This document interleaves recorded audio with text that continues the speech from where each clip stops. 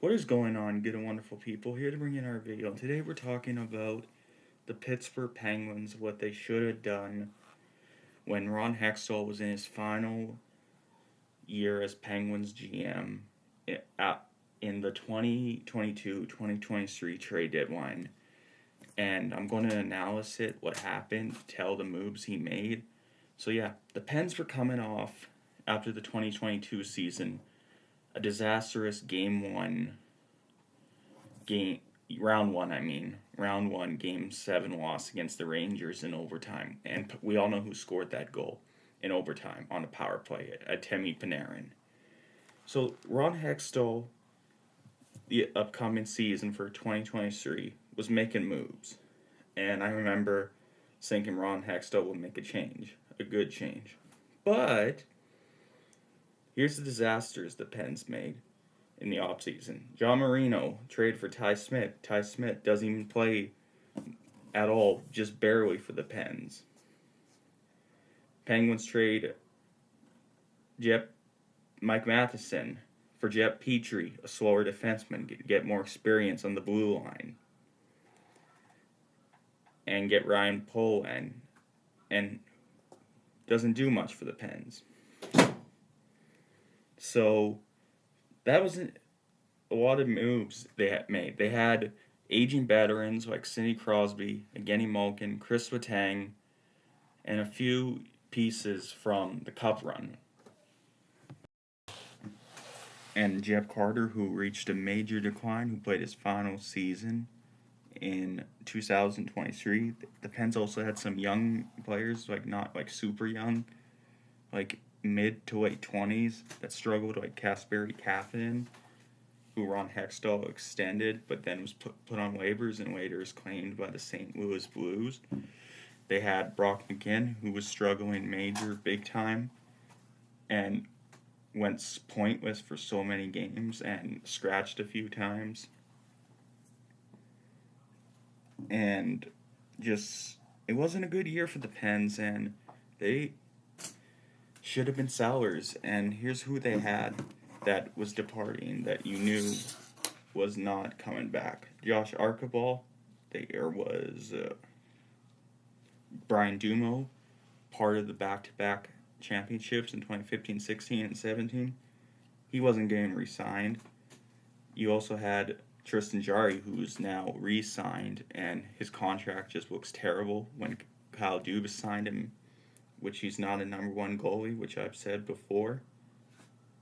So what have the Pens got? And I'll get to the big one pretty soon. What could have they gotten? And I'll also get to what Ron Hextall did. Brian Dumo, I think, could have got you a fourth and a later round pick and maybe a bottom prospect. Josh Archibald, probably a 7th-round pick you could have got. And the big one is Jason Zucker. Holy shit, Jason Zucker was playing amazing. Played 78 games, 27 goals, 21 assists, and 47 points. The way Zucker was playing, he could have got us a first-round pick. That Ron Hextall should have said this team's not going to make it and should have been sellers at the deadline. The way Zucker was playing, he could have got us a first-round pick. And Zucker, for those that are too young to remember, we traded Kalen Anderson and Alex Galchenyuk and a first-round pick for Jason Zucker in the 2020 season to get someone on the wing for a second line in the top 6. And I think the Pens could have also traded Danton Heinen maybe, but I don't know if anyone was going to pick up a piece. So yeah, these are the players. And Tristan Jarry, I'm not sure what you could have got for him.